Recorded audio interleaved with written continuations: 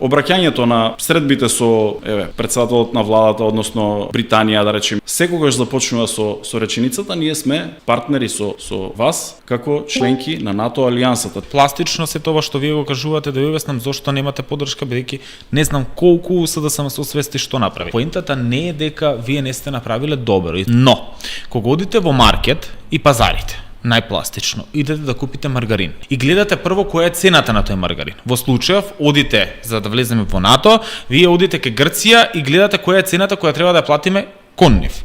И викате, ако маргаринот е 55 денари, а продажната цена е 33 денари, или ако отидете во Грција и ви речат сменете го името за да влезете во НАТО, а не во ЕУ, значи не двете, едно, тогаш ќе речете, па чекајте, нема да го платам овој маргарин, односно чекајте, нема да го променам името. Сега вака ќе го објаснам тоа. Значи, прашањето е што ВМРО ДПМН е можеби пробувал, можеби преговарал, можеби не, преговарали СДСМ во минатото, но во 2019 успеавме да го решиме тој проблем. Значи, тоа не е нешто ново, никој не сакал тоа да го решава како прашање. Уште една работа, што ако го решеле нашите претходници политичари во 95 или 96 година? Дали ме сватив дека цената која што сме платиле превисока, тоа е поентата. Цената можеби тогаш ќе била пониска. А можеби сега ќе била пониска. Ако сега не сме го решиле, можеби после 10 години ќе била повисока цената. Затоа што секоја пропуштена шанса ни носи полоши решенија. Тоа се докаже од 95 до 2020. И сега не е големата трагедија што вие решивте нешто половично, туку создадовте нови проблеми, пример со Бугарија, свесни сте веројатно.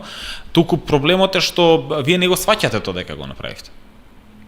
Како го направивме проблемот со Бугарија?